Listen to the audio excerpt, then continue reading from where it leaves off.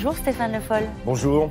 Vous serez 4 ce soir pour le premier débat, le seul débat avant l'élection pour le poste de premier secrétaire du Parti Socialiste. Qu'est-ce que vous espérez démontrer lors de ce débat, vous personnellement, Stéphane Le Foll? J'espère simplement expliquer pourquoi je suis candidat et qu'est-ce que j'ai envie de faire dans un moment où le PS connaît les difficultés qu'on sait, pour essayer à la fois de relever la tête, de retrouver de la fierté et puis de repartir à la conquête des électeurs et des Français. Voilà ce que j'essayerai de faire, pas plus, pas moins. Mais qu'est-ce que vous en espérez pour le Parti Socialiste de ce débat? On ne va pas se raconter d'histoire, ce n'est pas une élection qui transcende, qui passionne les Français. Est-ce que ce débat, il est à destination de ceux qui vous regardent ce matin ou est-ce qu'il est à destination des quelques centaines ou milliers de militants qui vont se prononcer? J'ai toujours considéré que ce débat interne, il n'a pas vocation simplement à être entre soi. Le Parti Socialiste est un parti politique. Et quand on fait de la politique, on s'adresse aux électeurs. Et je trouve que quelquefois, justement, il y en a qui oublient ça. C'est-à-dire? Qui pensent qu'il suffit de discuter au sein du Parti Socialiste, de régler nos problèmes, et il y en a. Mais il ne faut jamais oublier, jamais, qu'un parti politique, il est fait pour discuter d'abord avec les Français. D'abord convaincre les Français. D'abord avoir une écoute et être entendu par les Français. Mais vous pensez que vous pouvez convaincre les Français, encore une fois, ceux qui vous regardent ce matin, qui ne savaient peut-être même pas qu'il y avait un débat, que le PS n'est pas mort? Mais écoutez, j'entends, et je ne crois pas que ce soit la première fois qu'on me dise que le PS est mort. Non, c'est vrai. Bon, et ça c'est fait peut-être longtemps que ça arrivé. dure. Et ça peut, mais bien sûr que ça peut arriver. Bon, alors, où on fait et on répète la même chose, les uns à la suite des autres, où on dit simplement non. D'abord parce que politiquement, entre Jean-Luc Mélenchon et la République en marche d'Emmanuel Macron, il y a une place pour un parti socialiste et social-démocrate. C'est pas vrai de dire qu'il n'y aurait plus d'autres alternatives, qu'il n'y aurait pas d'autres politiques possibles. Il y en a. C'est ce qui se passe en Europe. Ce qui se passe en Europe, c'est aussi la montée des populismes. C'est une social-démocratie qui s'est recroquevillée derrière des frontières et qui est confrontée directement au populisme. Et moi, je l'ai dit, je l'ai écrit, on a complètement perdu, ça m'a frappé, ça, les dimensions internationales, internationalistes, alors que le monde d'aujourd'hui, que ça soit sur l'écologie, que ça soit sur les grandes questions de terrorisme, de guerre, de migration, que ça soit sur la lutte contre la fraude fiscale, il y a besoin, au contraire, de trouver des solutions à l'international. Des solutions et des mots.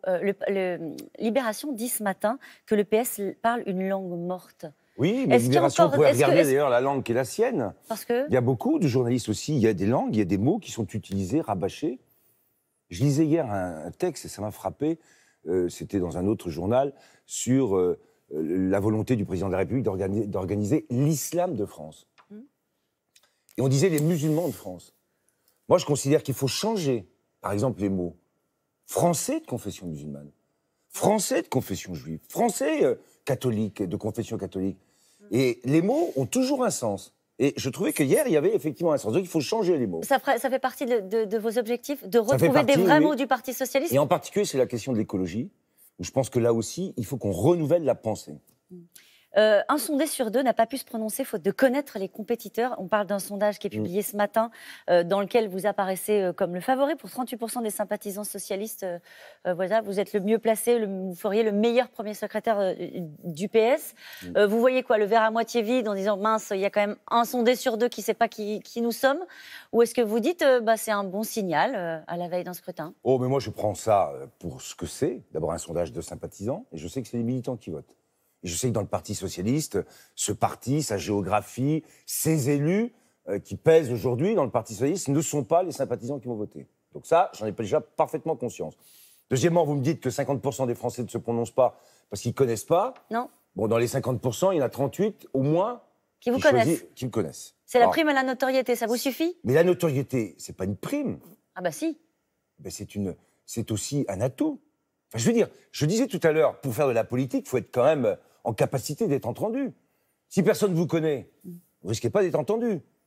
Mieux on vous connaît et plus vous avez de chances d'être entendu. C'est un atout pour le Parti Socialiste et pour son moi, renouveau. j'ai décidé ma candidature, non pas pour des raisons personnelles, mais parce que personnellement, je pense qu'aujourd'hui, dans la situation dans laquelle est le Parti Socialiste, oui, cet atout de la notoriété, cette expérience qui est la mienne, cette solidité qui, quelquefois, laisse penser que je serai un peu plus que... J'ai vu dans Libération des mots qui ne sont pas toujours gentils. C'est pas ça le sujet.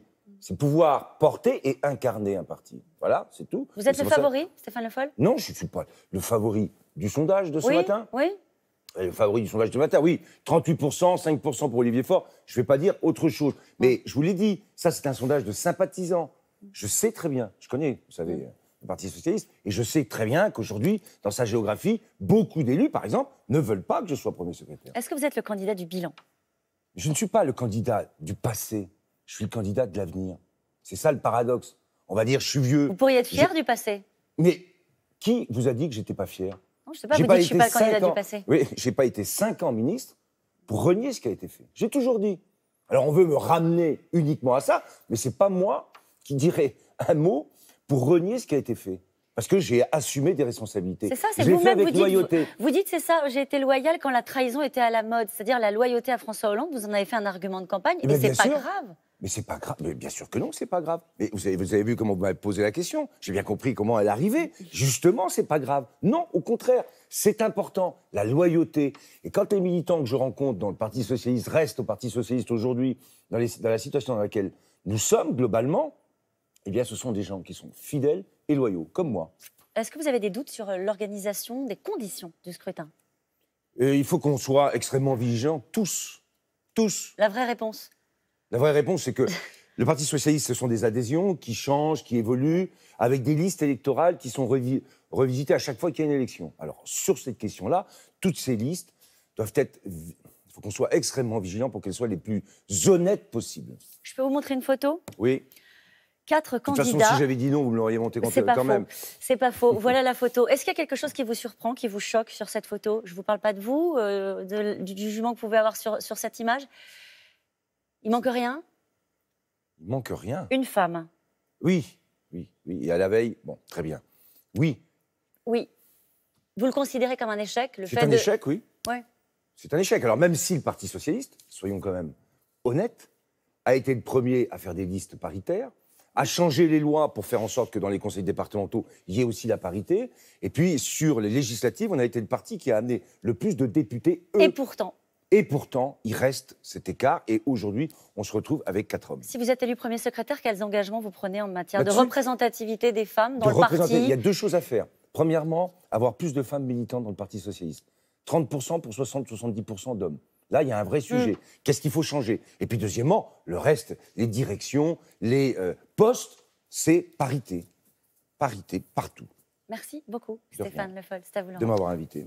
Merci à vous deux et n'oubliez pas qu'ils sont 25% des téléspectateurs à voter pour nous, à nous choisir, à nous écouter chaque matin, plus de 25%. C'est pas important mal. de souligner, c'est Vous pas êtes mal. très hein. connu, vous savez. Vous êtes Allez, très connu. bonne journée à tous les deux.